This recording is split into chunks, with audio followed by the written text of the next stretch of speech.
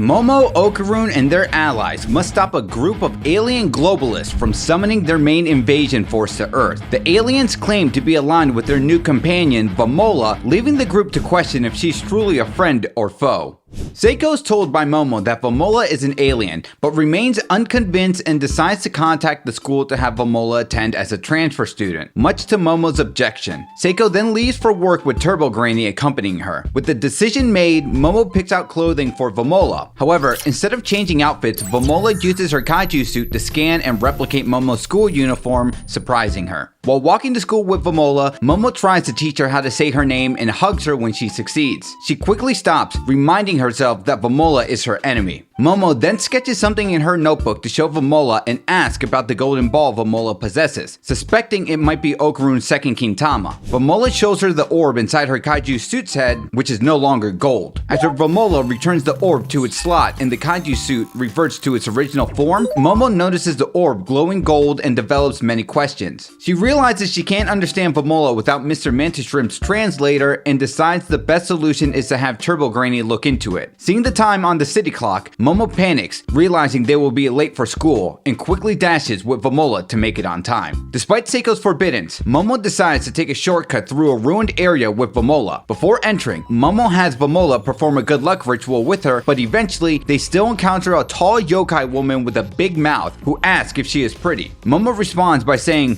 pomade twice, provoking an attack from the yokai woman. Seeing Momo get sent crashing by the yokai, who became annoyed after she said pomade, Vamola enters her kaiju suit's giant form and charges in, landing a direct punch to its face. However, the yokai is unfazed by her barrage of attacks and performs a suplex on her. After getting back on her feet, Momo identifies the yokai as a slit-mouthed woman and starts chanting pomade again, knowing that if she chants the word 10 times, the yokai will be eliminated. Alarmed, the yokai woman stops Momo by using her hand to enter her mirror and pop out from shards on the ground to punch Momo, assaulting her repeatedly and eventually grabbing her by the leg. The yokai reveals that the ground in the ruins is covered with mirror shards, giving her the ability to attack wherever they are placed. Then, Vamola comes in to restrain the yokai and is warned by Momo to say pomade 10 times to defeat her. Finding Vamola to be a favorite because she looks cute next to her, the mouth-slit woman chokes and traps Vamola within her mirror, intending to keep her there to admire herself. She warns Momo that if she is defeated by chanting pomade 10 times, Vamola will also disappear. Momo, not trusting Vamola, doesn't mind the risk. She applies her powers to some rubble, refusing to be defeated, and insults the yokai by calling her ugly. Enraged, the yokai chases Momo, shouting that she isn't ugly. Momo seizes the opportunity to grab the mirror. While running, Momo tries to release Vamola from the mirror using her powers, but is unsuccessful. Left with no other choice, she decides to take the mirror to her house and have Seiko look into fixing the problem. However, the yokai traps Momo as well, meeting the condition that her own reflection must be made, and gazes at both girls' faces, calling them ugly cows. After capturing Momo and Vamola inside her mirror, the yokai takes advantage of Momo by drawing on her face with lipstick, though she quickly regrets it, believing she only made Momo look cute. She complains that she can no longer see her own reflection as long as Momo and Vamola are in the mirror, and further complains that they chose to act cute in front of her. Frustrated with their misuse of her mirror, the yokai angrily releases them so she can see her own reflection. However, she finds that Momo and Vamola have mysteriously disappeared and hears Momo chanting pomade, causing the yokai to desperately search for her before she completes the chant 10 times.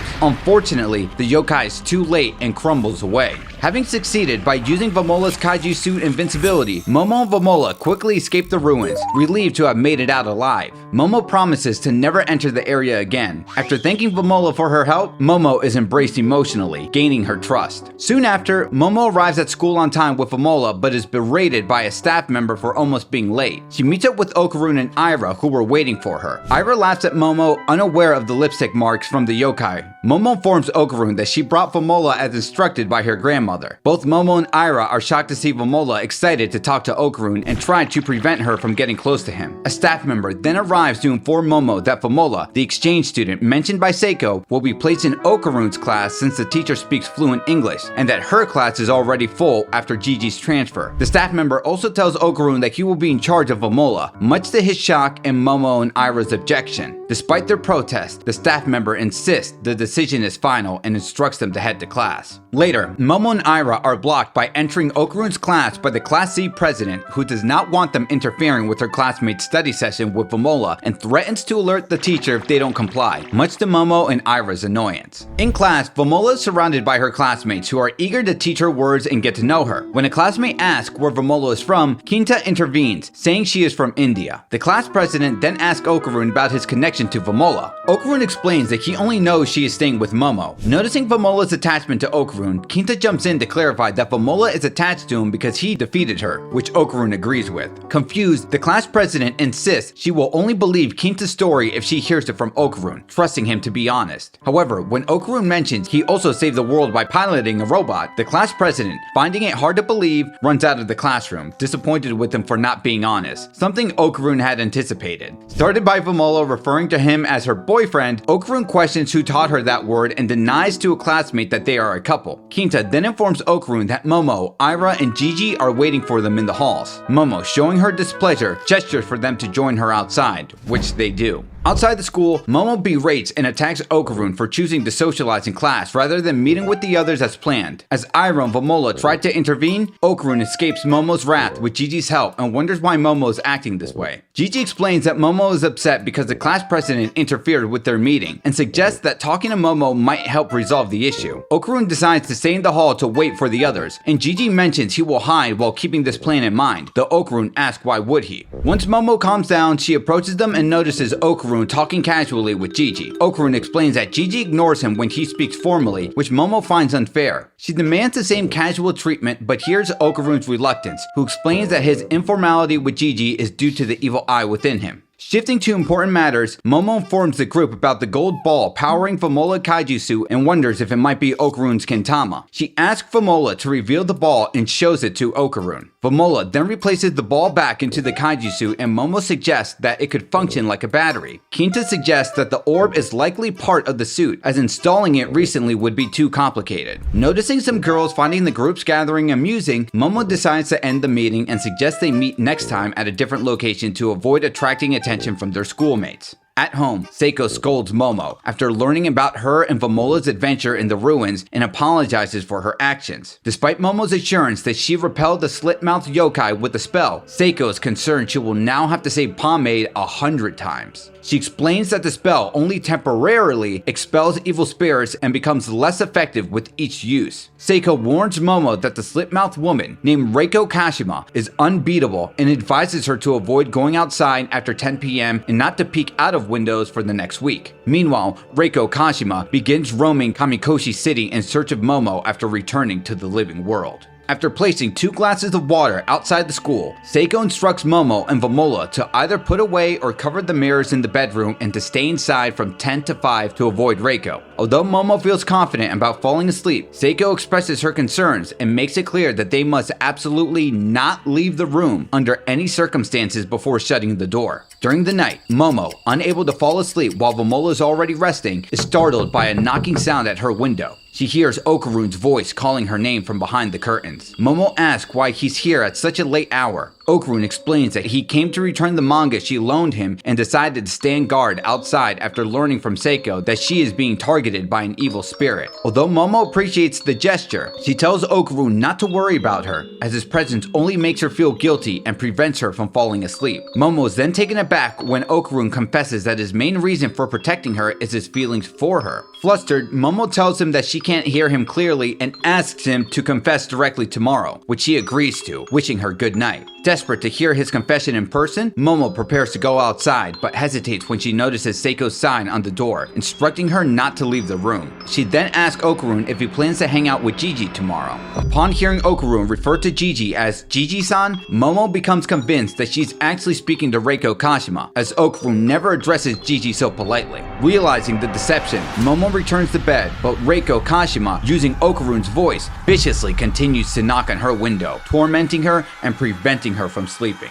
The next morning, while joining Seiko, Turbo Granny, and Vamola for breakfast, Momo feels too tired and depressed to eat, her emotions battered by Reiko Kashima's manipulation the previous night. Seiko, anticipating this, explains that Reiko can use mirrors to peer into people's hearts. She instructs Momo to help Vamola eat properly with her chopsticks, but focuses more on getting Turbo Granny to identify the orb in Vamola's kaiju suit to determine if it's one of Okarun's Kintama. Turbo Granny examines the orb and identifies it as something akin to human karma, which she finds repulsive. Momo's left puzzled, questioning why an alien like Vamola would possess such an item. After buying Vamola a new backpack and having her switch to a different uniform, Momo walks with her to school and is soon greeted by Okarun, who wishes them good morning. Momo shields Vamola from Okarun to prevent them from getting close and greets him with a strained good morning. Okarun notices that Momo looks pale and asks if something is wrong. Momo explains that her lack of sleep is due to being targeted by Reiko Kashima. When Momo asks if Okarun visited her last night, he denies it, causing Momo to react with frustration and vent her anger at him, while Vamola tries to hold her back. Poor Okarun is bewildered by the sudden hostility. Meanwhile, Miko, Kei, and Rorina observe Momo sleeping at her desk and muttering in her sleep. Meanwhile, Okarun teaches Vamola how to thank people properly, leading to compliments from his classmates who crowd around him and Vamola. Noticing Momo, Ira, and Gigi outside the hall, Okarun and Kinta join them from behind the school building. Ira questions Kinta about his presence and he suggests setting up a formal meeting place. Kinta responds that he assures he is part of their group too. Momo agrees but demands that Kinta refrain from making any dirty jokes around her. Kinta disobeys, resulting in Momo and Ira kicking him out in annoyance. The others then watch Gigi demonstrate his new ability to bend trees, taught to him by Seiko. Since he can't use the evil eye's power, that is all he can manage for now, with Gigi promising to become stronger and more useful, which pleases Momo and Okarun. After school, Momo instructs Okarun to walk Vamola home while she goes to work, sternly warning him not to do anything inappropriate. Okarun, noting her harshness, assures her he won't and observes her unusual behavior. Momo also warns Vamola not to flirt with Okarun. Before leaving, Momo is thanked by Vamola, who comments on her progress in understanding human language. Soon after, Okarun and Vamola meet up with Ira and Gigi and inform them that Momo is at work. Ira and Gigi express concern about Reiko Kashima targeting Momo if she stays out past 10. Okarun reassures them that Momo will likely request to leave work early, but they decide it's best to pick her up later, as they believe waiting could be risky. After separating from Okarun and Vamola, Ira is shocked to learn that Momo works at a maid cafe.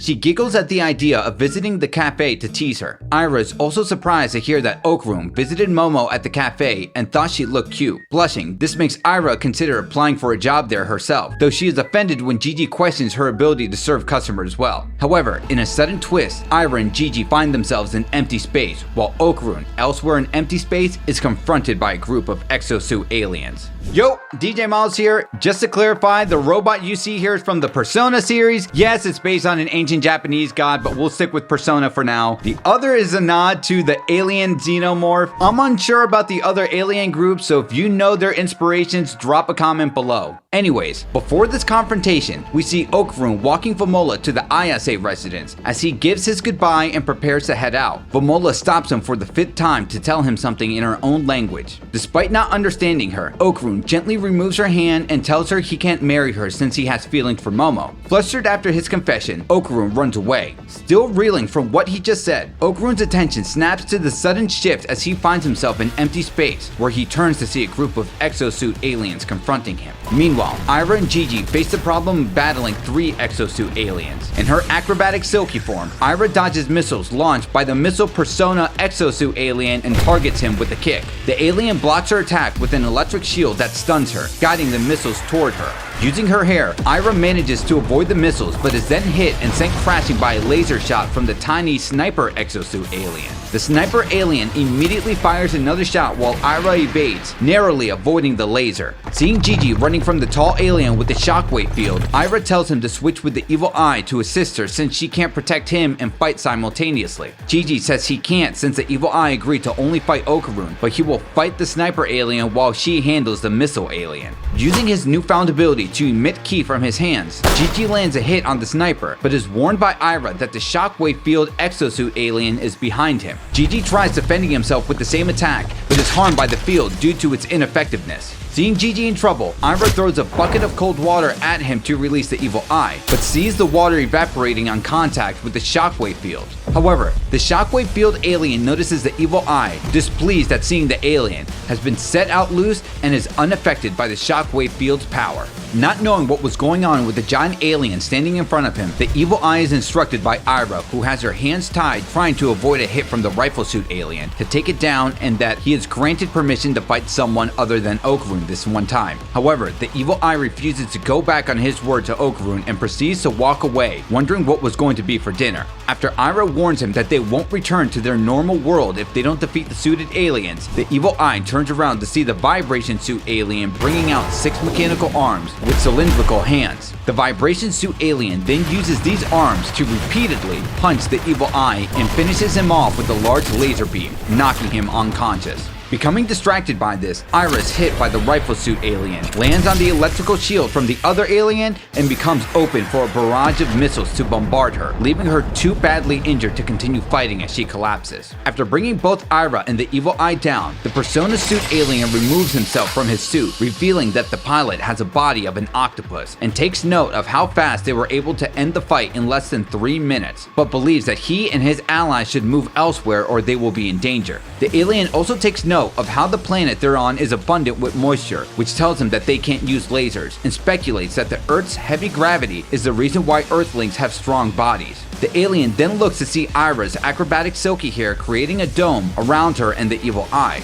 After the rifle suit alien shoots through the dome, the suited aliens see that Ira and the evil eye have managed to escape. Believing that the two couldn't have gotten far, the octopus alien returns to his suit and uses life sign detection to find them. However, he finds it hard to locate them with the scanner only picking up white orbs, and orders his allies to open fire on the empty space Kamikoshi City to clear the area. Having run out of time after receiving a signal, the suited aliens leave Kamikoshi City for other matters, resulting in empty space being cancelled out. After managing to escape with the evil eye through the sewers, Ira comes out in the open and lays down on the ground exhausted, but tries to hold on to what strength she has left to try and warn the others about their enemies. Elsewhere, Okarun battles the suited aliens with fierce determination. He skillfully dodges missiles from the mecha alien and retaliates with a rapid flurry of punches. Next, he swiftly avoids the tentacles of the Frieza-looking alien and delivers a powerful drop kick, sending it flying. However, as he engages in close-quarter combats with the Xenomorph alien, the fight becomes intense and dynamic, depicted in a stunning double-page spread where the two opponents move with the precision of dancers, anticipating each other's moves. The Xenomorph alien attempts to punch Okarun, but Okarun narrowly evades, causing the Xenomorph to strike the ground instead. Seizing the moment, Okarun goes on the offensive but is countered by a powerful punch from the Xenomorph. As Okarun reflects on the distance between them, he senses a wave of pressure and realizes the spatial suit alien has arrived. He is then pulled into the Xenomorph's grasp, which unleashes a relentless barrage of attacks on him. Despite his valiant efforts in defeating several aliens, Okarun is ultimately overpowered by the remaining two. The spatial suit alien crushes him with its abilities, knocking Okarun out and reverting him to his original form. Impressed by Okarun's strength and the Serpo's description, the spatial suit alien commands his allies to extract Okarun's Kintama using a Serpo apparatus. As they prepare to transport Okarun's unconscious body for an investigation of his internal anatomy, Mr. Mantis Shrimp in his enhanced form intervenes, attacking the alien holding Okarun. Not wanting to waste any more time, the spatial suit alien orders his team to transport out of the area and ominously tells Mr. Mantis Shrimp that they will hunt him down the next time they meet. With the suited aliens gone with the empty space, Mr. Mantis Shrimp reverts back to normal and tries to wake Okarun up from his injuries. Elsewhere at Momo Kikoho, Momo is informed by one of the waitresses that her shift has unexpectedly extended past 9. To avoid encountering Reiko Kashima at 10, she prepares to leave. However, Momo finds herself locked in as the customers and waitresses transform into clones of an alien, all resembling balding middle-aged men. Their unsettling appearance adds to the creepy sense of dread as they slowly begin to ambush her. Momo manages to fend off the clone aliens initially, but is eventually subdued as they nullify her psychic powers to pin her to the floor. The clones, commenting on Earth's power, express their belief that they will be able to create the perfect suit. Momo realizes they must be allied with the Serpo. The clone aliens reveal that their information on Momo is accurate, thanks to Vamola, who had inadvertently led the suited aliens to her and her friends, leaving Momo stunned. The clone alien then prepares to use a Serpo dissection tool on Momo. However, just as the dissection begins, the clone aliens are blown away from Momo when a Serpo arrives to retrieve what they had stolen. Momo is initially shocked to see a Serpo standing before her. The Serpo hands her an iron, requesting her aid in smashing the heads of the clone aliens with it. Though Momo questions why she should help, she realizes she has no other choice as the clone aliens charge at them. Together, Momo and the Serpo smash the head of one of the clone aliens, causing it to revert back to a Serpo, who then joins their side to repel the clone aliens with psychokinesis. The Serpo aiding Momo explains that the clones are actually Serpos whose data has been overwritten to assume a different form by an unknown group that robbed the Serpos of their possessions. Using the same method as before, Momo and the Serpo managed to revert an army of altered Serpos back to normal during a skirmish. As the battle seems to factor the Serpos and Momo, she notices a large alien sticking to the ceiling and informs the Serpo, who attacks it with a psychic blast. However, the attack makes no contact, and the alien counters by mind controlling the Serpo to attack Momo. Though two Serpos manage to free him, the alien proceeds to take control of the other Serpos and attempts to do the same with Momo. Momo fights back by throwing a chair at the alien, but it passes through, making her realize that physical attacks won't work. A Serpo informs Momo that the alien is attacking from another dimension, allowing its attacks to make contact while rendering it immune to attacks within the empty space. However, he tells her that her paranormal abilities can interfere with the alien's dimension. He urges her to focus on defeating the alien while the Serpos handle fighting off the altered Serpos before they are eliminated. As instructed by the Serpo, Momo targets the mind control alien to pull it off the ceiling with her psychic powers. However, her attempt fails as the alien overpowers her grasp, pulling her up onto the ceiling instead. The Serpo informs Momo that it is impossible to drag the alien into their dimension and that she must use her powers to attack it directly. Despite this, Momo points out that she has no way of using her psychic powers offensively. After being pierced by the alien, she is flung around the room by its tentacles. As this happens, more Serpos become mind control, reducing the number of unaltered Serpos. The Serpos are quickly being outnumbered as Momo, struggling to fight back without Okarun, begins to black out from the damage. She recalls a memory of Miko criticizing her for her poor performance while pouring tea, saying she lacked conviction. Then, she remembers her childhood when Seiko taught her to use the power of words to alter reality by practicing on kicking a sandbag. After failing, Seiko asked Momo what she believed to be the most powerful creature in the world. When Momo answered Nessie, Seiko named her bat Nessie and demonstrated how to properly use the power of words, sending the sandbag bouncing off the house. Along with this memory, Momo recalls having to do the Momo Tri-Beam with her friends, which awakens her. With all the Serpos defeated and mind-controlled, Momo becomes the only target for them to attack while hanging by the mind-control alien's tentacles. Forming a heart shape with her hands, Momo fires a psychic blast that pushes back the mind-controlled Serpos. The last remaining Serpo calls out to her to target the mind-control alien, and she fires another blast while shouting Momo Tri-Beam, successfully shattering the alien's body.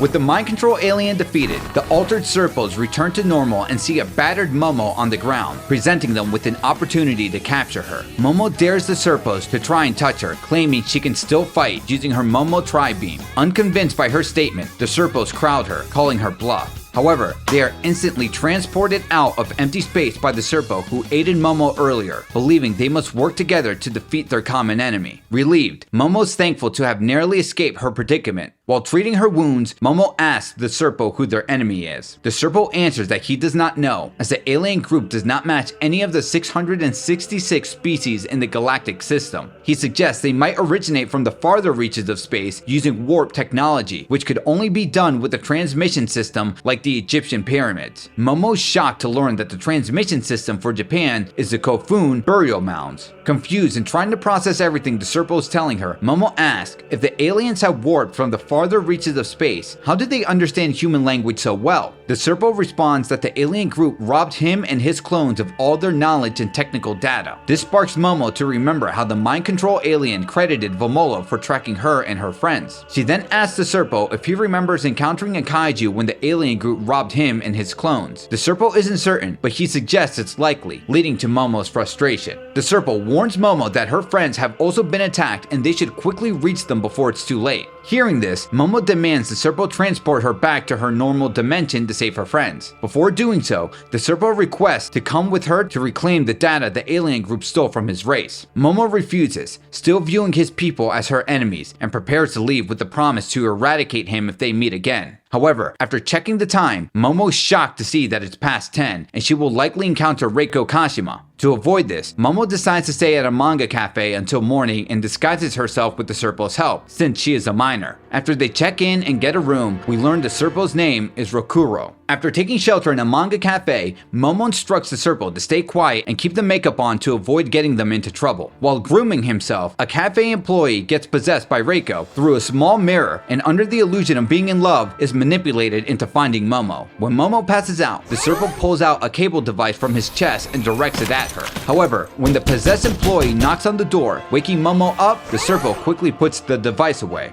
The possessed employee tries to get Momo and the Serpo to come out of their rooms by claiming they need to fill out a form again after accidentally erasing it. He attempts to force his way in after hearing both voices. Despite trying to lock the door with a hanger, the employee eventually breaks in just as Momo quickly resumes her disguise with the Serpo. The possessed employee confesses his feelings to the Serpo to get a chance to look up his skirt and check if Momo's hiding, causing Momo to worry. The employee, suspecting something after seeing two shirts, lifts the top shirt. Spotting a mirror on him, Momo uses her bandages to wrap around it, canceling Reiko's possession, knowing from Seiko that covering a mirror can undo the possession. The employee then leaves the room to apologize for his behavior. Afterward, Momo explains to the Serpo what happened and asks about the chest device she noticed. The Serpo changes the subject, asking if she has ever professed her love to someone, which annoys her. The next day, while carrying the Serpo home, Momo sees Chiquitita calling out to her. He informs her that her friends have been attacked. She rushes inside and is shocked to find her friends lying on the floor, badly injured.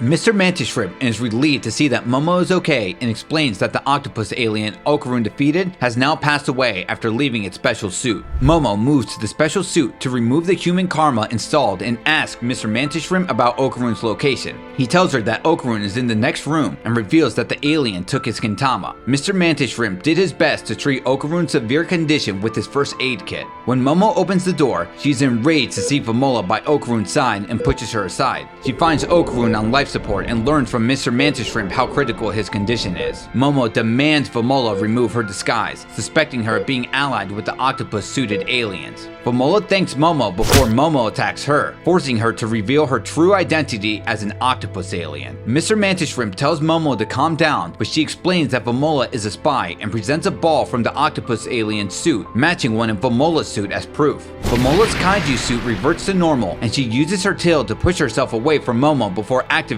its invisibility to escape. Momo chases her outside, yelling for her never to return. She hurls several rocks at Vamola as she eventually leaves. Momo begins to cry, but when the Serpo asks why she's upset despite considering Vamola her enemy, Momo denies that she's crying and insults him. Misinterpreting her emotions, the Serpo concludes that he will never understand Earthlings, which Momo agrees with. She tells the Serpo she plans to seek revenge and ask where the alien group's base is. The Serpo speculates that their base is nearby as they cannot endure Earth's gravity for long. He believes they are using a portable warp device that requires a pyramid-level transmission system and suggests a nearby Kofun burial mound as their likely location. Later, Ira expresses her desire for revenge on their enemies, with Gigi adding that the payback will be twice as much, which gets him kicked by Ira for saying it incorrectly. While Mr. Mantis Shrimp is treating Momo, she feels relieved to see everyone recovering. Ira complains about their condition and blames the evil eye for their losses. Mr. Mantis Shrimp tells Momo to rest, stating that her wound should heal in about 6 hours. Momo thanks him for his help and becomes curious about the cushion devices he used on her broken arm. Mr. Mantis Shrimp admits he brought them without knowing how they work.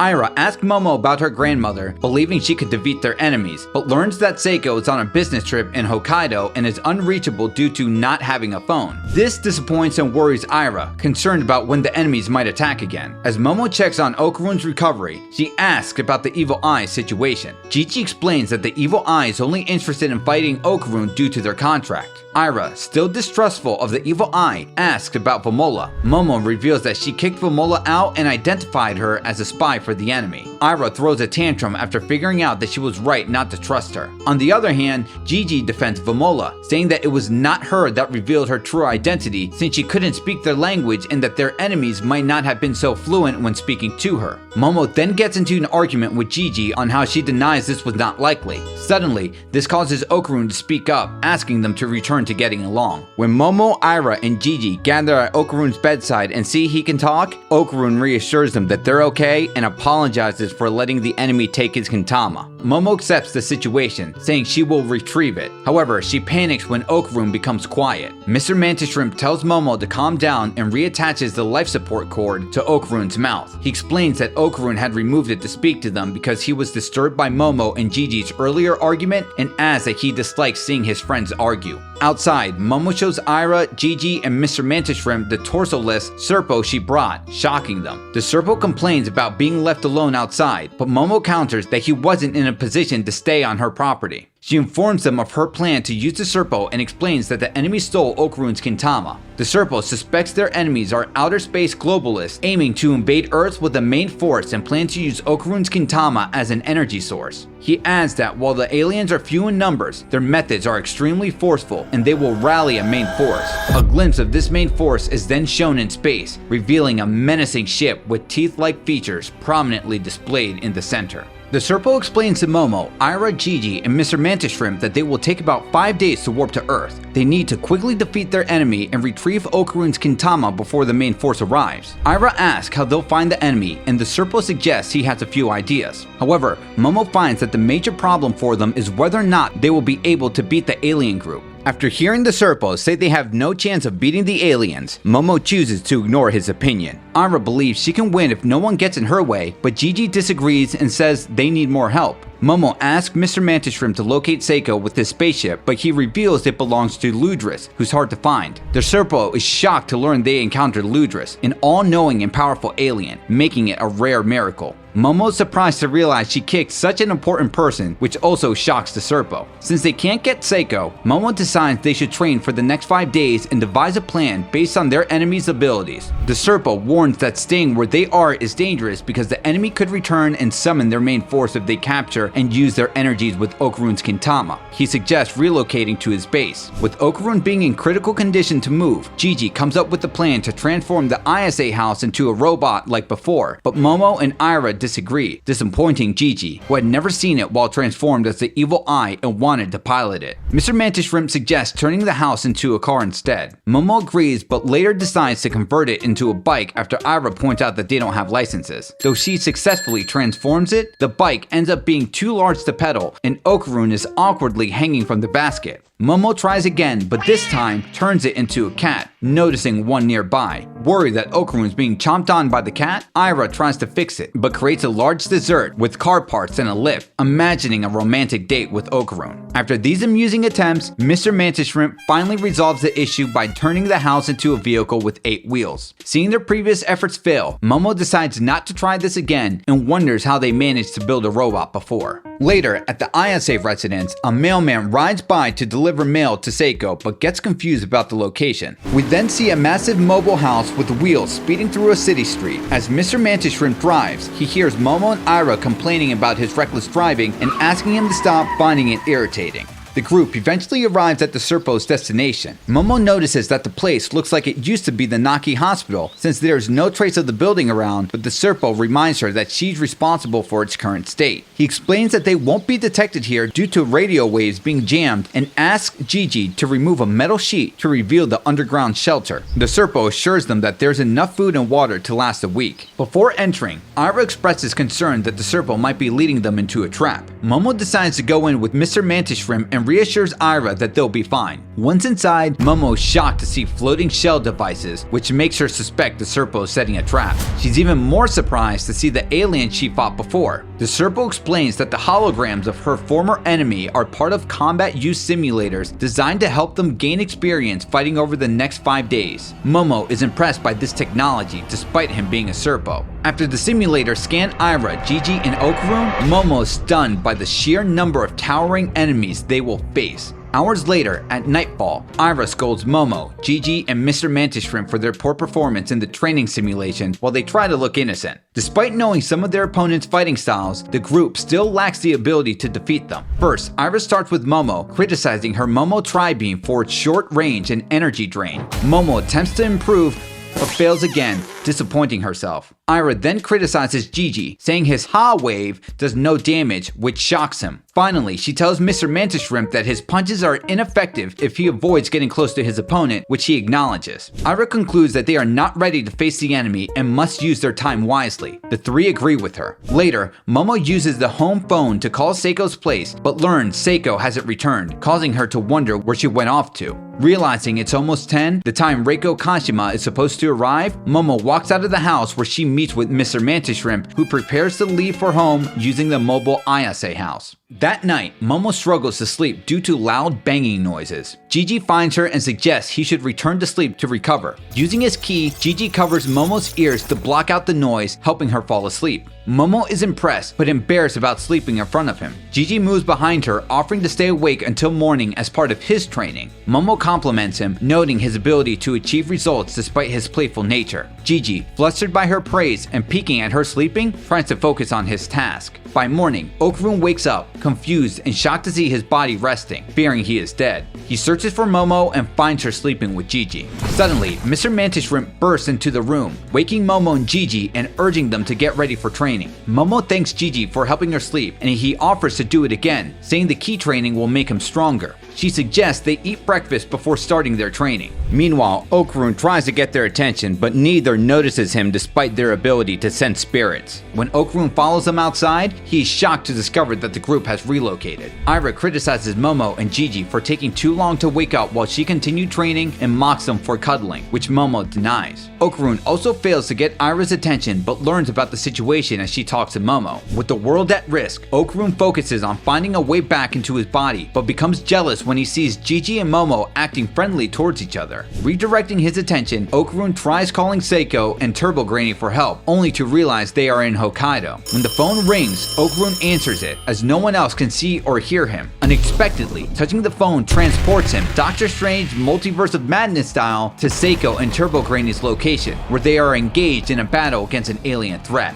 With Momo not answering the phone, Seiko tells Turbo Granny to leave a message that they're busy with work, since she must be concerned with the fact that they haven't been in touch lately. She then hears a voice calling her but sees no one. Using a scope she creates with her hand, she spots Okarun. Seiko questions his presence and learns that the situation with the group is dire. However, she is too occupied with the alien in front of her to fully address his concerns at that moment. To quickly finish her fight with the alien, Seiko uses a talisman that triggers an explosion from charmed nails placed on the ground, defeating the alien. She then thanks the god from whom she borrowed power from. After her client thanks her for getting rid of the evil spirit, Seiko walks off with Okarun. As they discuss the situation, Seiko asks Okarun if his current state as a spirit is related to Reiko Kashima. Okarun clarifies that it is not, and then fully explains the threat posed by the space aliens, detailing their plans for a full-scale invasion on Earth and urgently seeking her help. Unfortunately, Seiko tells Okarun she can't leave Hokkaido until she completes her task of visiting temples and giving thanks to the god she borrowed power from for the next 3 days. Shocked by Seiko's inability to help them directly, Okarun is warned that he must return to his body quickly or risk dying if the cord connecting him to his main body detaches. Okarun begs for guidance, but Seiko admits she doesn't know how to assist him, disappointing him further. Turbo Granny laughs at Okarun's predicament, believing his death would restore her powers. However, Seiko corrects her, explaining that her powers would die along with Okarun's and urges her to help him to prevent this. Reluctantly, Turbo Granny advises Okarun to float up and leap into the telephone lines to teleport back to the Ayase house as he did before. Unsure how, Turbo Granny advises Okarun that in his astral form, he should be able to return to his body. After failing on his first attempt, Okarun is instructed to focus on the spiral patterns to succeed. Turbo Granny explains that everything in this world is made of spirals, like typhoons, the Milky Way, and DNA. Okarun tries again by spinning himself toward the lines. After failing a second time, Okarun realizes that he needs to follow the spiral flow of the wires in order to enter after Seiko informs him of the spiral-shaped magnetic field going around the current and is instructed by Turbo Granny to use her speed to continue traveling along the wires. Before he leaves, Seiko promises to complete her task quickly to assist the others and advises him to remember the power of the spiral when facing strong enemies, as it can be applied to anything. Okarun understands and heads back, intending to inform the group of what he's learned about the power of the spiral. Back at the group's location, Ira spars with Mr. Mantis Shrimp while Momo and Gigi train together. The two focus on their techniques and combine their powers, merging Momo's Momo Tri-Beam with Gigi's Ha Wave to launch a powerful blast wave. Later on, Momo stands by Aira's side as she reassures Okarun that she and the others will come back for him later. They join the group for lunch before setting out to confront the alien globalists. Huddling together, Momo asks Aira to give a few words of encouragement as their leader, but quickly shifts to having the group challenge their enemies out loud when Aira's speech drags on. Pumped and ready to go, the group uses the ISA house in its mobile form to head toward the enemy's base. Mr. Mantis Shrimp tells the Serpo to fasten his seatbelt as Momo and Aira cautions him to drive more carefully this time. Hilariously, Mr. Mantis Shrimp continues to drive recklessly despite their warnings.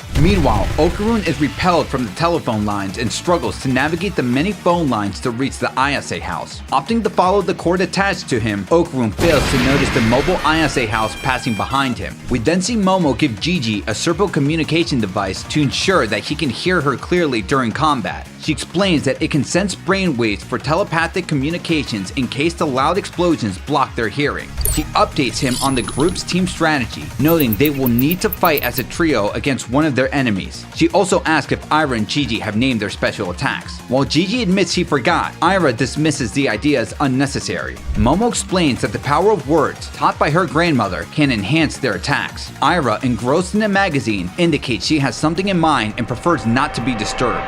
Suddenly, the Serpo warns the trio that they have entered empty space, where the enemy has already opened a warp gate, allowing UFOs to come through. This revelation shocks Momo as the alien globalists, aware of their arrival, launch an attack on the ISA house. Under attack by the suited aliens who anticipated their arrival, Aira and Mr. Mantis Shrimp confront them directly. The praying mantis and multi-armed exosuit face off against Mr. Mantis Shrimp. As the multi-armed alien grabs Mr. Mantis Shrimp and elevates him into the air, Aira uses her acrobatic silky hair to wrap around his arms and redirect a laser shot fired by the sniper exosuit toward the mechanical armed one instead, causing the shot to barely miss Mr. Mantis Shrimp. Aira then uses her hair to forcefully spin the mechanical armed exosuit, smashing it into a building. While carrying the Serpo, Momo is instructed by Aira to advance and prevent more spaceships from coming through the gate. However, Momo finds this challenging as they are outnumbered and can only defeat a few enemies in a three-man team. The Serpo agrees with Aira that she should keep moving to avoid being overrun if the enemy's main force arrives. Aira then warns Momo about the approaching sniper suit alien, but Gigi intervenes, using his ki to fend off the attacker. As Gigi and Mr. Mantis Shrimp urge Momo to proceed to the gate, Aira, frustrated with the lack of leadership, insists on initiating Plan B, though Momo is aware that there is no such plan after Gigi asks. Meanwhile, Okarun becomes confused as to where the ISA house is after finally arriving at his previous location. He remembers the power of the spiral as he tracks and locates his body, then successfully returns to it. Although he manages to wake up, he is still in pain, which discourages him from catching up with Momo and the others. However, after finding a plate of curry and a note from Momo that reads, "Love ya," Okarun enters his Turbo Granny form as he eats his food, having become motivated to continue on despite being aware of his bodily injuries. Elsewhere, as the group battles the enemy, Aira supports Mr. Mantis Shrimp, who is starting to get wounded by the praying mantis-suited alien. Meanwhile, the mechanical armed alien restrains Aira's arms and legs, and missiles from the remaining suited aliens are about to strike her. To save her from a laser blast, Gigi deflects it with the ki blast, giving Mr. Mantis Shrimp an opening to attack the mechanical armed alien holding Aira back. After thanking the two of them, Aira instructs Gigi and Mr. Mantis Shrimp to withstand the enemy constant attacks until they find an opening to ambush one of them. She orders Gigi to focus on the Persona missile and the sniper-suited alien to change their line of fire and tells Mr. Mantis Shrimp to keep the mantis suit alien at bay. Using her hair, Aira entangles the mechanical armed alien and moves in to attack. However, before she can deliver a decisive blow, she is restrained by another alien that lifts them both into the air, causing her to suffer damage from its pressurized field. Gigi attempts to save Aira with the ki blast, but sees that it is not strong enough to penetrate the alien's barrier. He calls for Mr. Mantis Shrimp's assistance, but notices that Mr. Mantis Shrimp is also struggling against the mantis alien. As Gigi is targeted by the Persona alien, he recalls Momo's advice about naming special moves and decides to give it a try. Closing his eyes, he begins to chant Kame, but cuts himself off believing the true word of powers lies deeper within him. He envisions an injured Okarun along with Ira and Mr. Mantis Shrimp and is inspired by a vision of the evil eye. Channeling this inspiration, Gigi opens his eyes and unleashes a powerful ki blast, naming it the Evil Gun, and directs it at the alien restraining Ira. Yokinobu Tatsu not only loves referencing JoJo's Bizarre Adventure, but he also enjoys paying homage to Dragon Ball and Yu Yu Hakusho. Anyway, Ira's freed from the vibration suit alien thanks to Gigi's newly invented evil gun, which damages the suit. However, Gigi soon finds himself targeted by the sniper suit alien and restrained by the mechanical armed alien. It then strikes Gigi from the sides, recognizing the danger of his energy and attempts to absorb Gigi's chi. However, the alien's main arms grotesquely enlarge, overwhelmed by the high amount of ki Gigi willingly provides. The suit overheats and explodes, freeing Gigi and forcing the alien's smaller, octopus-like body to retreat from the battle. Gigi, now back on his feet, fires another evil gun at the remaining alien laser blast. The missile suit alien, seeing Gigi as a threat, decides to eliminate him. However, the alien becomes distracted when it sees Ira throwing a truck at it and uses the explosion as cover to approach and attack. Despite the Persona alien's electric shield, Ira manages to break through it with her acrobatic silky hair and kicks the alien, since her hair is no longer affected by the vibrations.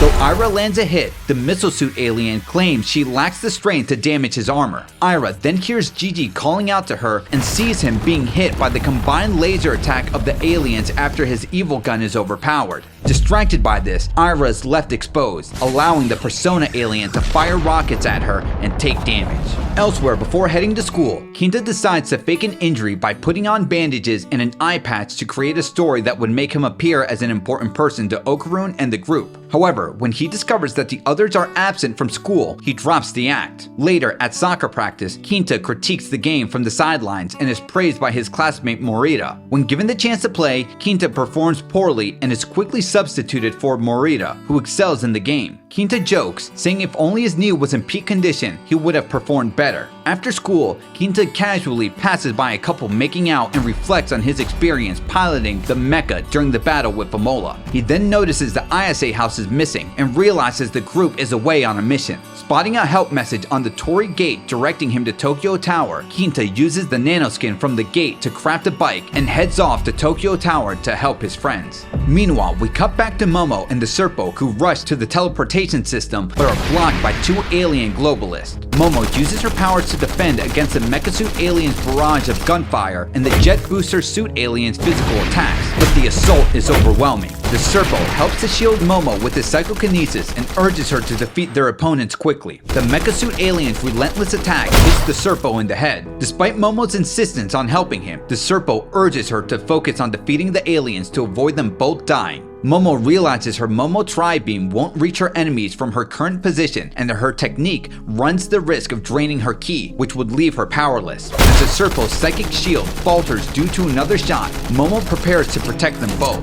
She struggles but is then shocked to see Vamola in her kaiju suit attacking the mecha suit alien. The mecha suit alien fires its missiles at Vamola, but she evades by camouflaging her kaiju suit. However, Vamola is subdued by the xenomorph-like alien, who uses a device provided by the spatial suit alien to shrink the kaiju suit back to its normal size. The spatial suit alien then opens the suit's mouth, drags Vamola out, and claims the kaiju suit for himself. Confused, Momo had thought Vamola was on their side. After thanking Momo and recalling the good times they've shared,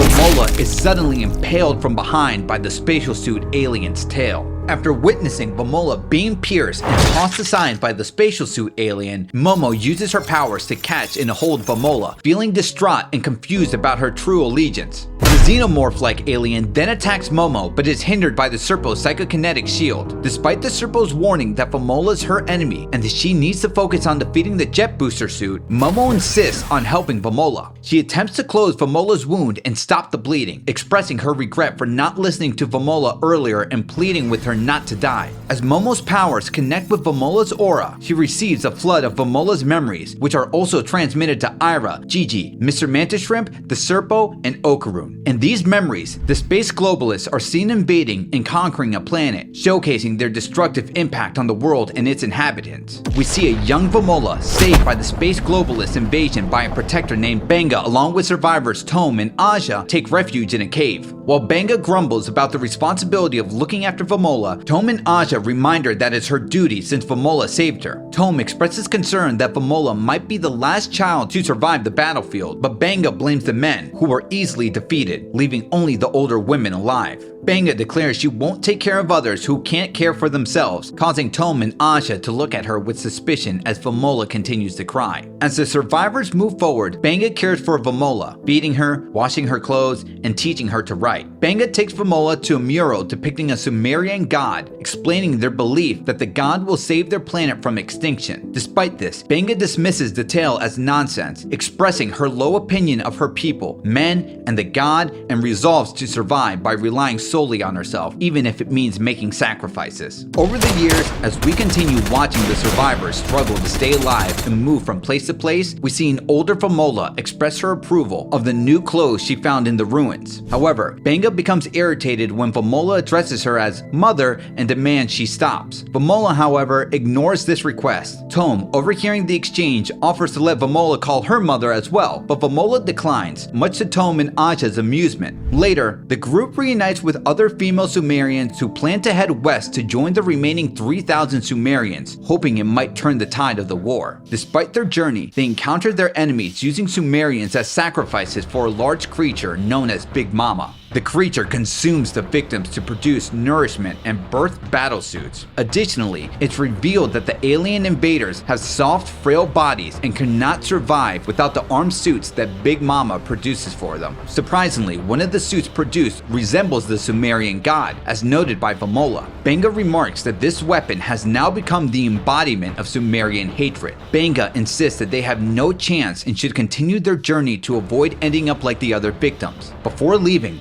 Vamola offers a prayer for the Sumerian victims. After a long journey, the group finally arrives at their destination. As they approach an open field, they discover that the area is a hologram. Banga warns them of the trap, but it's too late, and they come under attack from both sides. Banga manages to save Vamola, while Tome and Aja work to clear a path for their escape. Despite their efforts, the Space Globalists secure a decisive victory. Banga, Tome, and Aja are left as the sole survivors, finding refuge in a small cave after the battlefield. Exhausted and still in hiding, Vamola notices Banga bleeding out and prepares to administer first aid, but Banga refuses, saying it is their last one. Banga then tells Vamola not to see her as family since she, along with Tome and Aja, are just strangers who shouldn't be trusted, which reflects on how they ended up in their current situation. Later, Tome expresses her desire to see the ocean and prepares to go with Aja, choosing to join her. Left alone with Banga, Vamola asks her adoptive mother to eliminate her while lying on her lap, preferring not to die at the hands of the enemy. As Banga points her weapon at Vamola, she reveals her past as a royal palace cook and expresses her frustration at having to use her hands, once meant for cooking to bring joy, to now hold a weapon intended to take lives. Banga begins to cry. Vamola, feeling empathy, embraces her. In a surprising turn, Banga recalls how many intellectuals used to visit the palace. She remembers hearing about a Sumerian myth describing a second homeland called Idea, from which the Sumerians had migrated. According to the myth, the royal family used pyramids as a means of travel to this homeland. Banga decides to take a bold risk, wagering everything on the truth of the Sumerian legend. She rallies Tome and Aja, knowing they need all the reinforcements they can get. The next day, we see a massive pyramid being placed atop an Aztec-style building. Vamola, Banga, Tome, and Aja are shown executing their plan, fighting off the Space Globalists to protect the pyramid and escape the planet. After managing to sneak into enemy territory, Banga and Vamola discover a gathering of enslaved male Sumerians lined up to be sacrificed to Big Mama. Tome objects to freeing them, arguing that they should stick to their plan of escaping using the pyramid ship. However, Banga insists that freeing the men is their best chance to outnumber the enemy and reach the ship. Vamola takes action by sneaking into the lineup to undo one of the Sumerians' restraints, but is spotted when the Sumerian attempts to escape. With the enemy launching their attack, Vamola, Banga, Tome, and Aja are forced to fight their way through. When Vamola is targeted by the Persona alien, Banga saves her from a rocket strike but ends up badly injured. Vamola cries out for Banga to stand up and tries to help her, but Aja pulls her away, saying it's too too late to save Banga and reminding Vamola that she is the last child of the Sumerians and must survive. Left behind, Banga regains consciousness and sees the Sumerian's god battlesuit created the previous day. Meanwhile, Vamola, Tome, and Aja push forward, but they soon find themselves surrounded by the enemy. Amidst the chaos, Vamola is overwhelmed by memories of Banga. Suddenly, the Big Mama approaches to devour her, while Tome and Aja are captured by the aliens. Vamola mentally calls out for her mother. Just as she is about to be consumed, she is saved when the Big Mama is attacked by the Sumerian battlesuit. With a powerful right punch, Banga knocks out the Big Mama, sending the surrounding enemies flying. She then confronts the male Sumerians who are asking for help from their god. Angrily, Banga rejects their pleas, pointing out that they did nothing to save Vamola after she freed them. She insists they should take revenge on those responsible for their planet's destruction while protecting Vamola, the last child of their people. With the male Sumerians backing her up, Banga launches an attack on the enemy. We witness an epic double-page spread of Banga fiercely demolishing her surroundings as the male Sumerians press onward, launching attacks against the persona and mechanical armed aliens. During the fight, Aja urges Vamola to run to the pyramid while Tome fires from multiple angles to clear a path for her. After reaching the pyramid, Vamola is puzzled about how to activate the system. She can read the writing, but doesn't understand the meaning of the words. Just then, Banga arrives to help her. To Vamola's shock, she notices how badly wounded Banga is when she removes part of the Sumerian god battlesuit while trying to open the portal. Confirming that the Sumerian myth was indeed real, the portal opens and Banga heads the Sumerian god battlesuit to Vamola. Banga explains that there isn't enough energy to transport two people as the portal can only hold one. Despite Vamola's protests, Banga throws the Sumerian god battlesuit to her and pushes her into the portal. As Vamola cries out to Banga from the other side, Banga, knowing the planet is doomed, makes a heartfelt request for Vamola to survive on the next planet and to have children with a kind and strong man so that her people may live on. Tearfully, Banga asks Vamola to stop calling her mother, not wanting her maternal instincts to interfere with her will to fight. Vamola, in tears, recalls memories of Banga from her childhood and desperately punches the portal from her side, reaching out as their hands seem almost close enough to touch. Banga, expressing her deep affection, tells Vamola that she loves her as the portal pulls her away. Yeah, I'm getting emotional reading it too. Hearing the voices of her enemies behind her, Banga is confronted by them. Impressed by the Sumerian god's exosuit's capabilities, the enemy declares that they will search for and eliminate Vamola. They discover that only a Sumerian can activate the portal. Banga insists that they will never have the chance to open it, leading the enemy to resort to torture. They begin to squeeze Aja's head to force Banga into cooperating. Elsewhere, Vamola, lying with the Sumerian god battlesuit next to her, finds herself in a cave with markings on the wall. Wiping tears from her face and reflecting on her mother's advice to find a strong man who can give her strong children, Vamola steps outside and arrives on Earth. Committed to this goal, she attacks two nearby men she deems weak and fights off any animal she encounters. While eating grass from the ground, Vamola sees a couple kissing and wonders if this is what her mother meant by marriage. Sitting down, she ponders if there's more to finding a partner than just strength, questioning if kissing is related to how babies are born. Vamola then hears Momo's voice talking to Okarun and sees Kinta spying on them. Her suit identifies them as non-ordinary humans. Shortly after, Vamola is knocked out of the building by Okarun, whom she recognizes as strong. Unable to control her suit, Vamola's emergency targeting system activates, endangering Momo, Okarun, and Kinta as the events of the Kaiju arc unfold. Fast forwarding to the time Vamola spent with everyone she met, and the moment Momo forced her to leave after mistakenly believing she was working for the enemy, Vamola blames herself for the trouble she caused Momo and the others. She pleads with her mother to give her the strength to return and confront her former enemies. In the present, Ira, Gigi, Okarun, the Serpo, Mr. Mantis Shrimp, and Momo fully learn of Vamola's past through her memories, with Momo expressing her anger through tears. Momo glares at the spatial suit alien standing before her, anger burning in her eyes after witnessing Vamola's memories. The Serpo struggles to maintain his shield as the xenomorph-looking alien relentlessly tries to penetrate it, pleading for Momo's help as his powers grows weaker. Momo urges the Serpo to hold on just a bit longer while she desperately works to close Vamola's wound. With no other options, the Serpo reveals a massive needle and injects it into Vamola's neck, choosing not to waste any more time. Momo, initially furious with the Serpo, believes he has eliminated Vamola, However, she is taken aback when Vamola regains consciousness, her wound fully healed. The Serpo explains that he had intended to use the needle on Momo if she were ever mortally wounded, but he now regrets that it can only be used once and can no longer heal her. Momo, accepting this, assures him that she understands. The Serpo then asks Momo to destroy the Serpo data stolen by the globalists, explaining that she must completely destroy their suits to do so. He thanks her before passing away. As the shield collapses, the xenomorph-like alien kicks Momo aside and grabs Vamola by the neck. The spatial suit alien sees potential in the planet they are on, thanks to Vamola, and reveals his plan to swap his suit's head with hers. Suddenly, Momo, using her powers, hurls a tree at the jet booster suit alien, forcing him to release Vamola. Approaching Vamola, Momo hugs her, apologizes for the way she mistreated her, and tells her that she believes her mother is still alive and asks that she leave the rest to her. Momo then looks at the fallen Serpo, admitting that while she despises his alien race, she has come to respect Fukuro and will honor his final request. The spatial suit alien, impressed by Momo, declares his eager intent to convert her body into a suit for himself. Momo, undeterred, retorts that she will turn him into takoyaki and defeat him.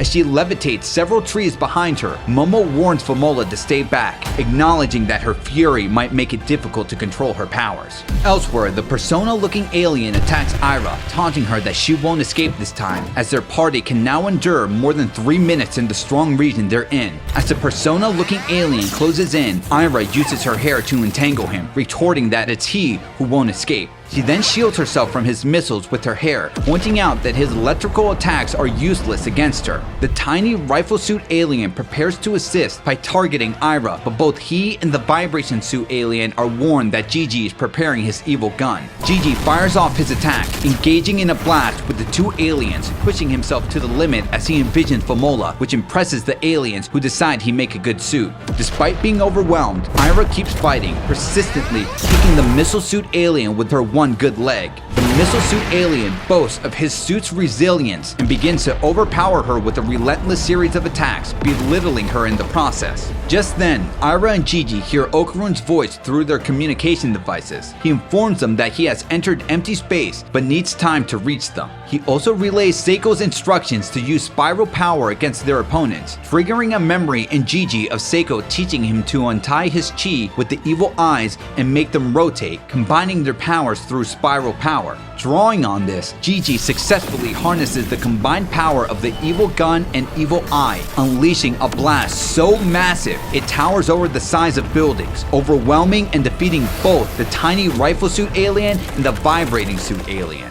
Ira, meanwhile, forms her hair into a drill, piercing through the persona-looking alien's seemingly impenetrable shell, much to his surprise. Envisioning Vamola in her mind, Ira declares that she will defeat all of Vamola's enemies for her sake. When Gigi shouts for her to name her special attack, she names it Pirouette Noble Drill as she drills straight through the missile suit alien, successfully defeating it. Elsewhere, Mr. Mantis Shrimp struggles against the Mantis Suit alien, who acknowledges him as a tough opponent, one that allows him to fully enjoy the suit's functionality. Mr. Mantis Shrimp recalls tucking Chiquitita into bed before heading out to join Momo and the others for the upcoming battle. He then encounters the woman he works for, who expresses concern for his well-being after noticing that he has been returning home with bruises. To ease her mind, he reassures her that he will return to continue raising his son. Determined to go back home, Mr. Mantis Shrimp dives into the river, prompting the Mantis Suit alien to mock his actions as cowardice. However, Mr. Mantis Shrimp clarifies that he's simply choosing to fight on his own turf, continuing to repay his debt to those who helped him. In response, the Mantis Suit alien switches his suit to water form, boasting that he's 100 times stronger when fighting in water. As he dives towards Mr. Mantis Shrimp, his claim proves true. The Mantis Suit alien quickly overwhelms Mr. Mantis Shrimp with powerful attacks, thrashing him around,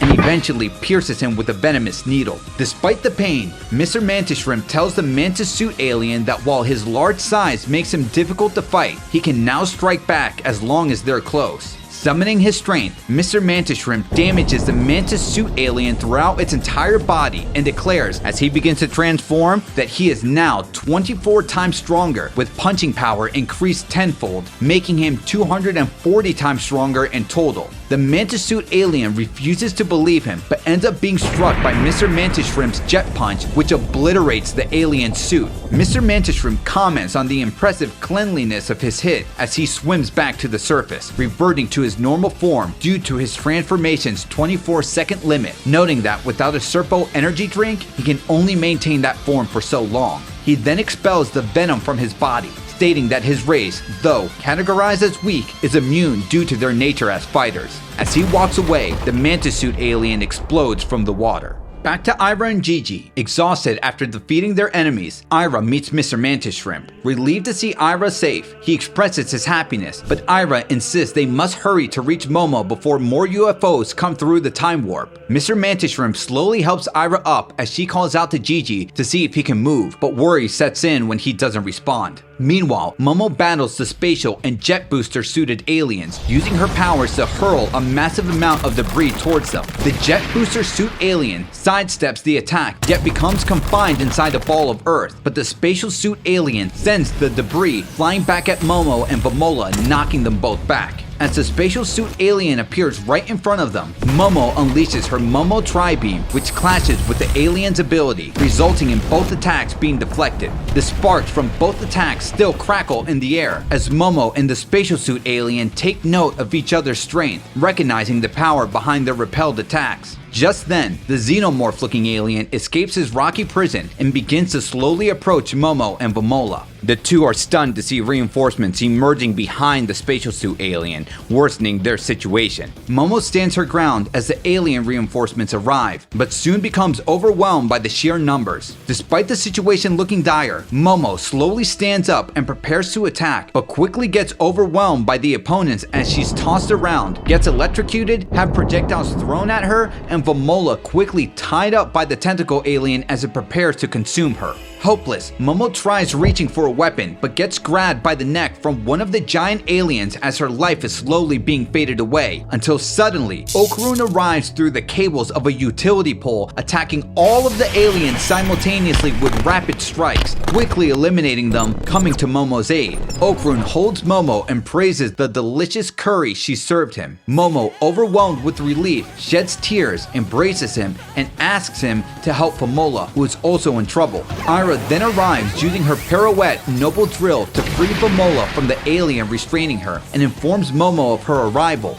Mr. Mantis Shrimp also shows up to support Momo by striking one of the aliens and advises her to stay cautious. Seeing the reinforcements, Momo asks about Gigi's whereabouts and is informed by Okarun that something bad is currently happening. As an alien falls, the evil eye appears, intent on confronting Okarun. Okarun recalls that it's Tuesday, and the evil eye retaliates by attacking another alien who had shot him in the back, taking it out. Despite being heavily outnumbered, the evil eye then declares that he and his allies will eliminate all who stand in their way. Momo, Okarun, Ira, the Evil Eye, and Mr. Mantis Shrimp charge in to battle the suited aliens.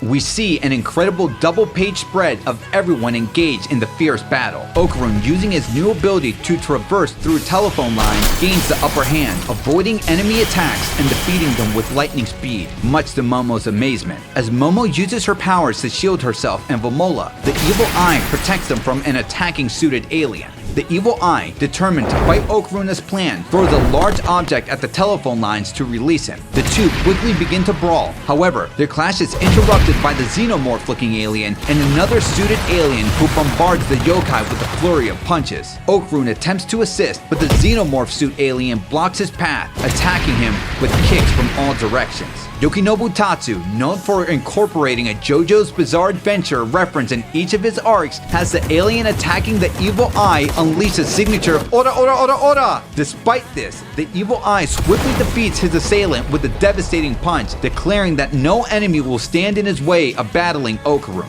He then continues to mow down the remaining suited aliens. As Okarun battles the jet booster suit alien, Momo warns him to be cautious of the spatial suit alien, informing him that it can carve out space and throw it towards him as the four of them are locked in a tense standoff. Okarun then charges towards the xenomorph suit alien and uses the power of the spiral to propel himself through a cable line, delivering a powerful kick that sends the alien flying. As the spatial suit alien attempts to attack Momo, Okarun intervenes, rushing to aid her and unleashing all out against him. However, the attack is blocked by the spatial shield surrounding the alien. Momo grabs Okarun and sends a rock toward the alien, but it's warped away. As Okarun carries Momo to safety, he realizes the enemy is using space carving to protect itself and that all out won't be effective. Momo informs Okarun that her Momo Tri-Beam will be cancelled if clashed with spatial attacks and will deplete her energy if used again. After Momo takes note of debris inside the spatial suit alien's back, Okarun realizes that he stores objects in a different dimension when carving space and is told by Momo to charge at him after she had come up with an idea. Having realized why the servo came to her for help, Okarun rushes towards the spatial suit alien as Momo, filled with determination, shouts, "Let's go," and sends a wave of debris into the alien's dimension.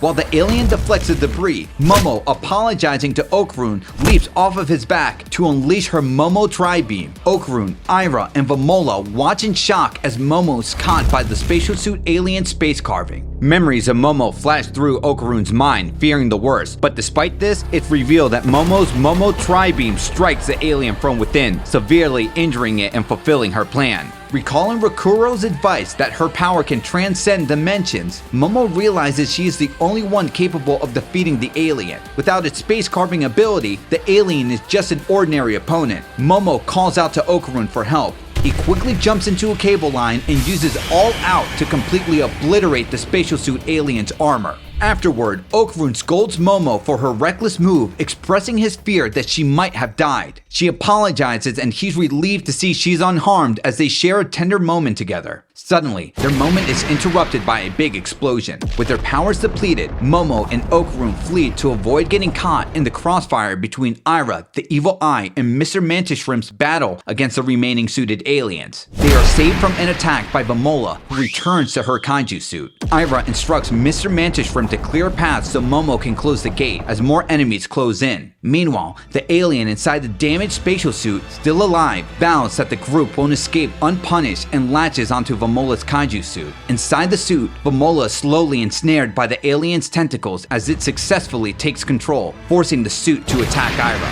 The entire group watches in horror as the kaiju suit transforms into its slaughter mode. In slaughter mode, its appearance becomes more menacing, with a longer horn, lengthier arms, and a more alien-like form. As they attempt to escape, Momo asks Ira to help Vamola, who is being restrained by the spatial suit alien, but Ira responds that the enemy numbers are too great. Just then, Kinta arrives on his bike, performing the iconic bike slide from Akira. He charges through the suited aliens, apologizing for his late arrival. Momo notices Kinta arriving with the note she had left at home for her grandmother, realizing with disappointment that it ended up with him. Kinta, having just heard Momo's insult about him arriving instead of her grandmother, pretends he didn't hear anything. He asks about the ISA house and learned from Momo that it has been destroyed, which disappoints him as he won't be able to use the great Kinta. She quickly tells him not to worry about the house as Vamola is in trouble and Ira is struggling with the reinforced enemy numbers. We then see Vamola dropped by the spatial suit alien and Kinta transforms his bike into a rocket to rescue her. However, the rocket is destroyed by the suited aliens, causing Kinta to fall along with Vamola.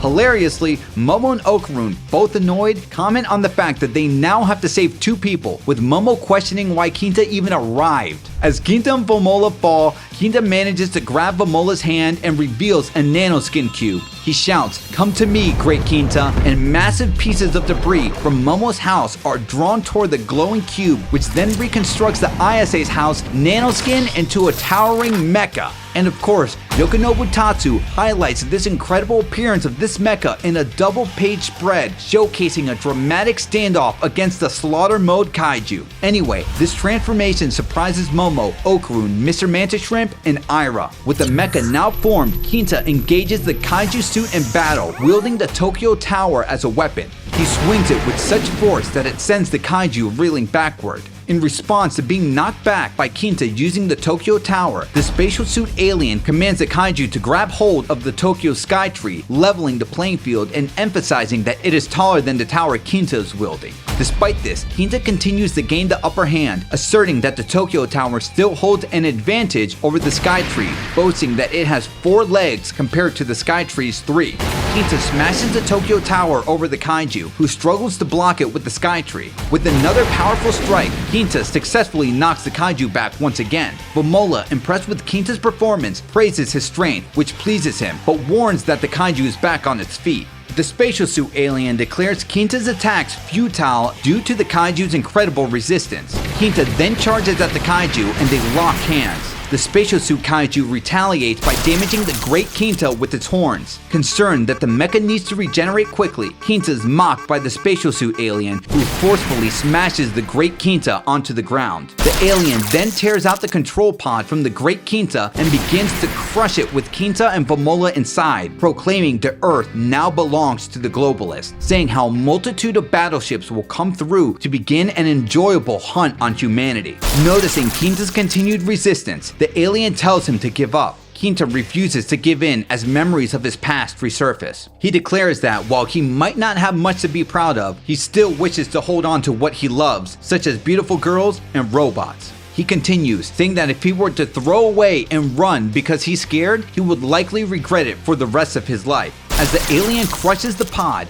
it becomes clear that the pod is slowly molding and morphing onto the back of the kaiju. The alien discovers Kinta and Vamola in the process, as Kinta reveals that he had managed to draw the alien's attention with the nanoskin. He and Vamola ejected from the pod, traveling up the kaiju's arm and onto its back, where they created a makeshift jetpack. With the kaiju unable to reach back, Kinta and Vamola launch it skyward. Kinta shouts that if he can't damage the suit no matter how many hits it takes, he'll have to target it directly from the inside. Drawing inspiration from Momo, he decides to crash it down with the spinning power bomb, which devastates the area and inflicts direct damage to the alien inside.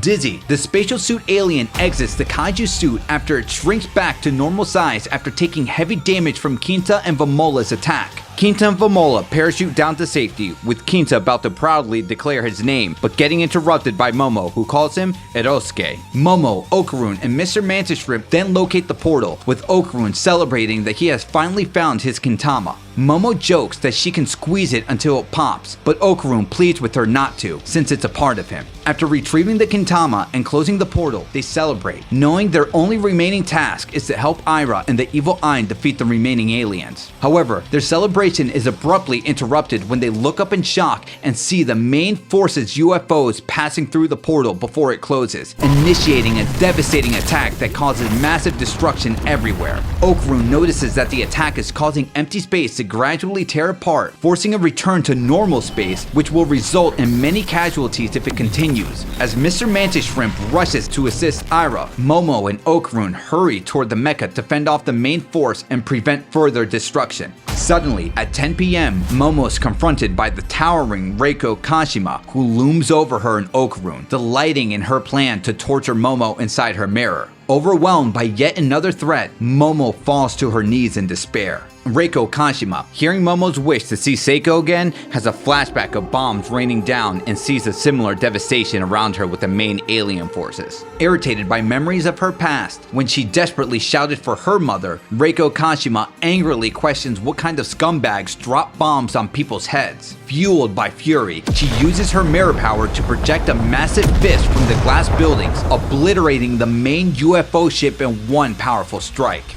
Reiko Kashima then sends the entire fleet of UFOs and suited aliens into her mirror dimension, where she furiously attacks them. From Okarun and Momo's point of view, she appears to be repeatedly punching her mirror, and Okarun is stunned to realize that all of the aliens are actually trapped within it. Momo explains who Reiko Kashima is, revealing that even her grandmother couldn't defeat her, declaring her as the most powerful yokai of all, and she is now targeting her. Reiko Kashima turns her attention to Momo, but Okarun steps forward, refusing to let Reiko harm Momo and offering himself instead. Momo objects, insisting that he shouldn't take responsibility for her actions. Seeing the two trying to protect each other from her wrath, Reiko Kashima has a flashback to her previous life, where she is seen behind someone she loved, riding a bicycle on a beautiful day. This memory softens her, leading her to spare Momo's life and leave. Shocked, Momo and Okarun find themselves back in normal space, still confused about what just happened. As they wander the city, they discover Mr. Mantis Shrimp riding Momo's house on wheels. They are picked up by their friends as they prepare to leave the city.